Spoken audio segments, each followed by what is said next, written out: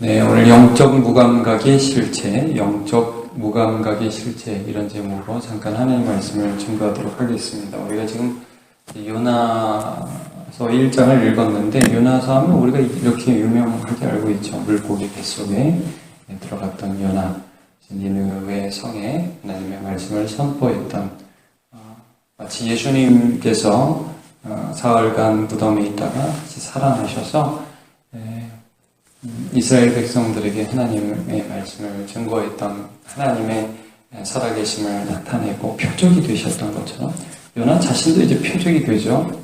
그래서 예수님도 이런 말씀을 하시죠. 이제 마태복음 12장 41절을 읽어드리면 심판 때에 니느웨 사람들이 일어나 이 세대의 사람을 정죄하리니 이는 그들이 요나의 전도를 듣고 회개하였으므이거니와 요나보다 더 큰 이가 여기 있으며. 그래서 이 요나가 물고기 뱃속에 들어간 게 예수님께서 사흘간 무덤에 계셨다가 다시 나오는 하나의 예표적 표적이 되기도 하죠. 이 요나 당시의 그 시대적 상황은 여로보암 2세 때인데요. 그냥 요나서 껴놓고 전체적으로 요나서를 이해하는 데는 필요하니까 여러분 열왕기하 24장을 한번 찾아보시겠습니까? 14장이에요. 14장. 열왕기하 14장. 그거 껴놓고요. 앞쪽을 조금 가시면 됩니다. 그러니까 성경에서 지금 열왕기하 14장 구약성경 요나서까지를 딱 보면 거기 앞으로 한 반만 앞으로 쭉 가시면 열왕기하가 있는데요. 우리 14장을 한번 보십시오. 여기 보면 22절부터 여로보암 시대가 나옵니다. 여로보암. 이스라엘의 초대왕하고 이름이 똑같아요. 그래서 여로보암 2세라고 하는데 북이스라엘이 망하기 직전입니다. 북이스라엘이 망하기 직전에 하나님의 은혜로 가장 외교적으로나 경제적으로 부유했던 시대의 왕이 여로보암 2세입니다. 보시면요. 23절을 제가 한번 볼게요. 유다의 왕 요아스의 아들 아마사 제15년에 이스라엘의 왕 요아스의 아들 여로보암이 사마리아에서 왕이 되어 41년간 다스렸으며 진짜 오랫동안 통치했죠. 나쁜 짓은 많이 했어요. 24절에 보면 여호와보시 악을 행하며 이스라엘에게 범죄하게 한 느바스의 아들 여로보암이 모든 죄에서 떠나지 아니하였더라. 근데 그렇게 나쁜 짓을 했는데 하나님이 25절을 보면 요나를 통해서 부흥을 선포하세요. 25절 한 절 같이 읽어볼까요? 시작.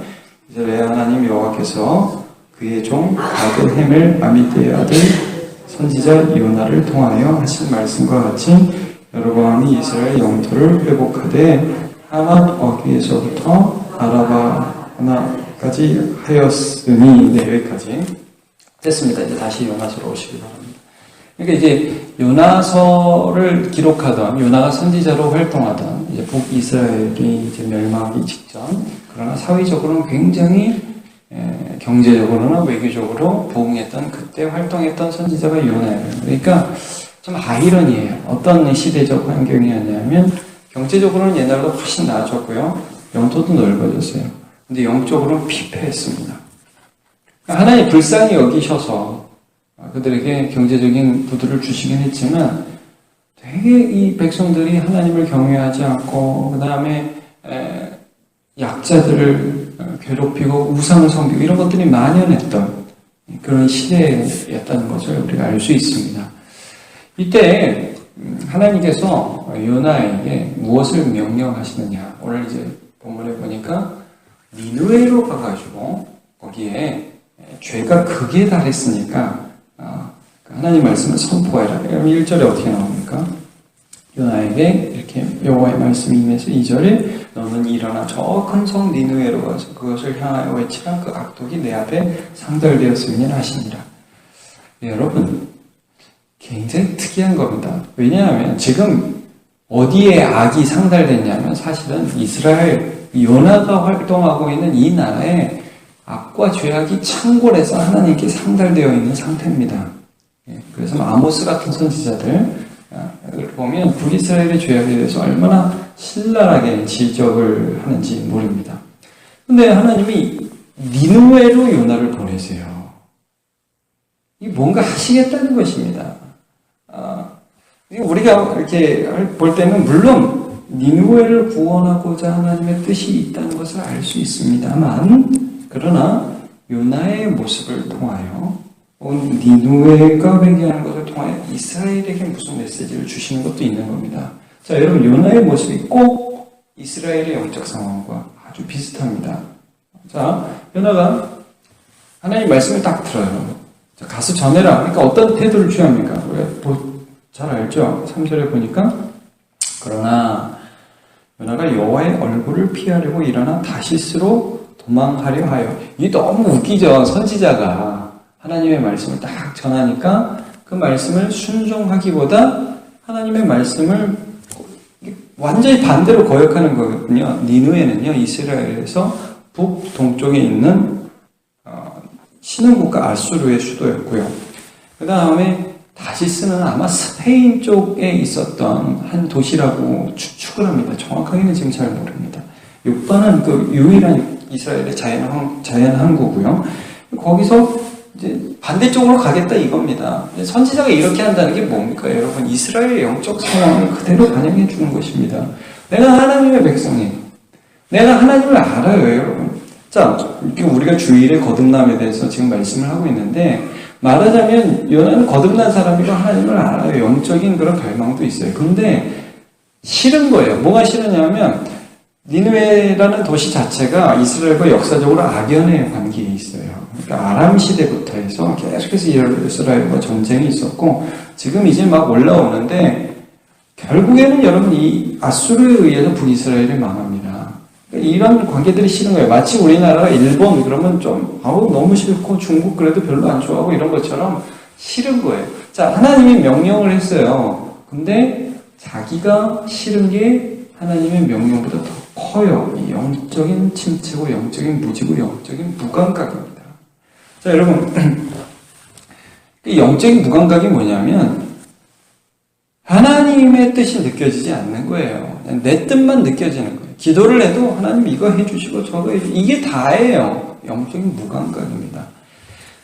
하나님이 내게 무엇을 원하시는지를 조금씩 느껴져요. 여러분, 거듭난 자는 이게 느껴져요. 야, 이걸 하라는 하나님의 뜻들이 느껴져요. 생명이 우리 안에 있기 때문에. 근데 이 느껴지는 이 무엇보다 하나님이 저 사람에게 복음을 전하기를 원한다. 하나님이 내게 더 이 부분을 위해서 기도하기를 원하신다. 하나님이 내게 이 부분을 회개하기를 원하신다는 게 느껴져요. 근데 그것보다 내가 싫고 내가 하고 싶은 게 더 중요합니다. 이게 영적인 무감각이고 영적인 무지입니다. 요나가 그래서 다시스로 가는 배를 타고 그 안에서 뭐를 합니까? 참 재밌죠. 이 영적인 무감각을 이렇게 표현을 합니다.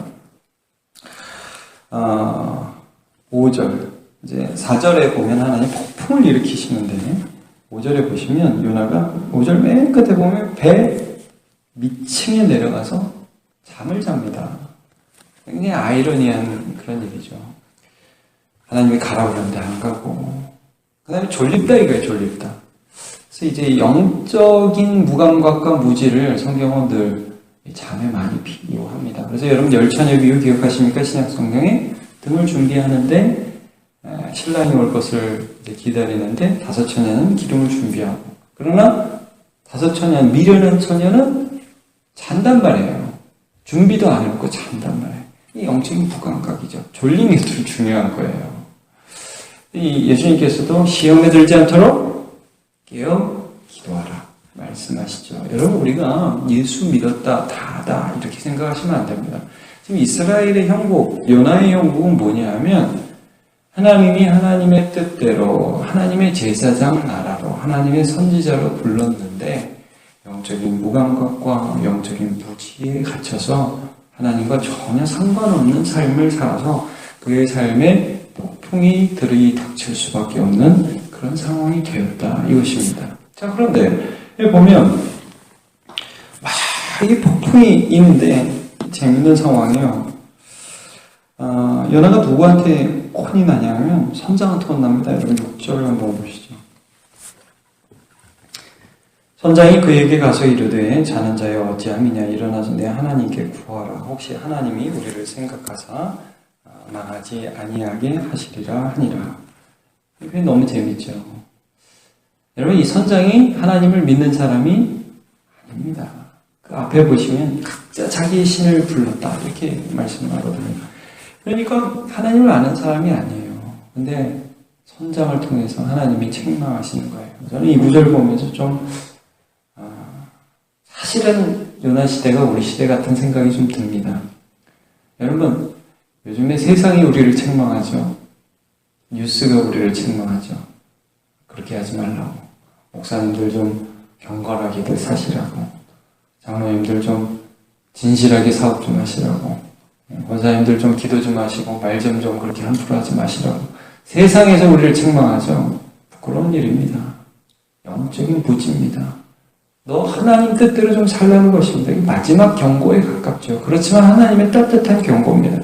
선장을 통해서 요나가 이 책망을 받아요.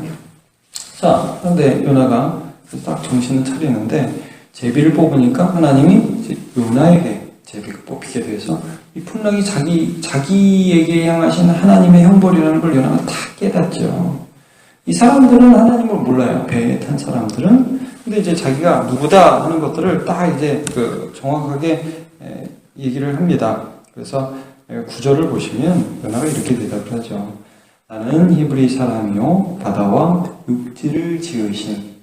이 이방 신들을 섬기는 그런 사람들은 뭐 바다의 신 따로 섬기고 육지의 신 따로 섬기고 뭐 이 신 따로 섬기고 저 신 따로 섬기고 밤의 신, 달의 신, 해의 신 이렇게 섬기는데 아니 그런 거 아니라 온 천지 만물을 섬기시는 하나님이 계시다. 여러분 이게 요나가 자기도 모르게 복음을 전하는 거예요 지금. 왜냐하면 나는 하나님을 알거든요. 하나님 그런 분이다라고 딱 얘기를 해요. 그러니까 사람들이 의아했겠죠. 아 그런 신도 있어? 라고 생각을 했겠죠. 근데 그래도 뭐 자기 신 부르짖는 거예요. 근데 어떻게 되면 점점 더 바다가 뛰노니까 어떻게 할 수가 없으니까 요나에게 물어요. 야 그 신이 정말 신이면은 어떻게 하면 좋겠냐? 요나가 뭐라고 대답합니까? 나를 던지시오. 그러면 됩니다. 근데 이 사람들이 그렇게 안 해요. 아이고 어떻게 또 그러냐. 근데 뭐 점점 더 흉흉해지니까 어떻게 할 수가 없잖아요. 그래서 여러분 나중에 요나를 바로 던지기 전에요. 14절을 한번 보시면 이렇게 여호와께 그들이 기도를 해요. 우리가 여호와께 부르짖어 이르되 여호와여. 이 사람들이 여호와를 부르던 사람들이 아니거든요. 구하고 구하오니 이 사람의 생명 때문에 우리를 멸망시키지 마옵소서. 무죄한 피를 우리에게 돌리지 마옵소서. 주 여호와께서는 주의 뜻대로 행하심이니이다. 이 사람이 뭐 복음을 얼마나 알겠어요? 하나님을 얼마나 알겠어요? 근데 그런 분이 정말 계시다고 제가 얼핏 듣기 들었는데 진짜인 것 같기는 한데 하여간 던질 테니까 우리 좀 구원해 주세요. 그리고 나서 던졌습니다. 그러니까 물결이 뛰는 곳이 그쳤죠. 16절을 한번 다 한번 읽어볼까요? 시작. 그 사람들이 여호와를 크게 두려워하여 여호와께 제물을 드리고 서원을 하였더라. 여러분 어떤 서원을 했을까요? 제가 이제 바다 밖에 나가도 딴시는 안 섬기겠습니다. 여호와를 섬기겠습니다. 이런 서원을 했겠죠. 여러분 이런 거예요. 그러니까 요나는 영적 감각이 전혀 없었어요. 그러나 하나님을 믿는 사람이었어요. 근데 하나님이 요나를 깨우시는 거예요 지금. 요나의 이기심, 자기의 욕심에 충만한 사람이에요. 자기의 소원에 충만한 사람이에요. 하나님의 기쁨이 뭔지 몰라요. 자고 있잖아. 일어나. 깨워서 그의 삶에 하나님이 어떤 분인지를 드러내니까 하나님 그를 사용해서 선원부터 구원하는. 여러분 니누에도 구원하십니다. 하나님. 나중에 보시면. 그러나 1장에서는 이 배에 탄 이 선원들을 구원하시는 거예요. 요나는 이런 거 꿈도 안 꿨어요. 근데 하나님이 요나를 그렇게 사용하시는 거예요. 여러분 그래서 영적 무지에서 깨어나서 영적 무감각에서 깨어나는 건 이런 의미가 있죠. 누가복음 15장에 보면 탕자 비유 나오잖아요. 그래서 둘째 아들이 나갔다가 허랑방탕에 살다가 회개하고 돌아왔다. 그랬더니 첫째 아들이 어떤 반응을 보입니까? 아버지가 나는 평소에 그렇게 열심히 일을 했는데 나를 위해서는 염소 새끼 한 마리 안 잡아주다가 저 집 나가서 가산을 허랑방탕하게 창기하게 말아먹은 저 녀석을 위해서 잔치를 베푸시다니요. 아버지 이러실 수 있습니까? 아버지가 뭐라고 대답을 합니까? 야, 내 거는 다 네 건데 응? 너는 지금 죽은 아들이 돌아왔으면 나와 함께 기뻐해야 되지 않겠니? 이게 영적으로 깨어 있는 거거든요, 여러분. 하나님과 함께 기뻐하는 거. 요거보면 19장에 보면 이런 말씀이 있잖아요. 야, 죄인 하나가 돌아오면 의인 99을 인해서 기뻐하는 것보다 더 기뻐한다. 이게 무슨 말씀입니까? 야, 너네는 지금 나만 봐달라고 그러고 말이야. 하나님 내 거면 이런 식으로 가면 너네는 거듭난 사람의 태도가 아니야. 그거는 아니야. 한 명이 돌아오면 기뻐하는 하나님의 기쁨에 동참해야지. 그게 너네가 부름받은 이유야. 라고 하나님 말씀해 주시는 거죠. 오늘 요나서를 통해서 어두워가는 시대 가운데 무감각해져가는 그런 한 선지자인 모습 속에서 이스라엘 전체의 영적 부지가 보입니다. 여러분, 하나님께서 오늘도 말씀으로 우리를 깨워주십니다. 자는 자여 일어나라. 그렇게 하시고 그 다음에 나를 통해서 누군가에게 하나님의 살아계심이 증거되고 그가 돌아오는 것을 보면서 하나님과 함께 기뻐하는 영광스러운 자리로 우리를 부르셨다는 것을 기억하고 사용되시기를 열망하는 깨어있는 자로 살아가시는 저와 여러분 되시기를 축복합니다. 기도하겠습니다. 하나님, 요나는 영적으로 무감각하였습니다. 그는 하나님의 얼굴을 피할 수 있다고 생각을 했고 또 하나님의 얼굴을 완벽하게 피해서 이제는 뱃속에서 편안하게 꿀같은 잠을 청하고 있었습니다. 그러나 하나님은 그의 잠을 깨우고야 마셨습니다. 광풍이 불게 하셨고 이제는 선장들을 통해서 선장과 선원을 통해서 그를 책망하였고 그는 일어나서 그 안에 살아계신 하나님을 증거하여 쓰임받는 인생으로 다시 한번 회복되었습니다. 하나님 영적 무지와 영적인 무감각으로 자는 자들은 지금도 계속되고 어떻게 보면 우리가 무감각하면 쓸모없는 소금이 되고 맛을 잃은 소금이 되고 그래서 밖에 버려서 밟힐 뿐이 아무런 능력이 없는 사람이 되는데 하나님 우리 영적으로 깨워서 오늘 하나님의 원함이 어디 있으며 하나님의 소원이 어디 있으며 하나님의 열정이 어디 있는지를 알아서 하나님의 뜻에 우리 자신을 맞추는 인생으로 살아가게 하여 주시옵소서. 하나님 오늘도 우리의 마음 가운데 주님 말씀 심어주시고 주님의 소원 심어주시고 주님의 열정 심어주시고 그래서 주님의 손과 발이 되어서 살아가는 인생 될 수 있도록 은혜 내려 주옵소서. 감사드립니다. 예수님의 이름으로 기도합니다. 아멘.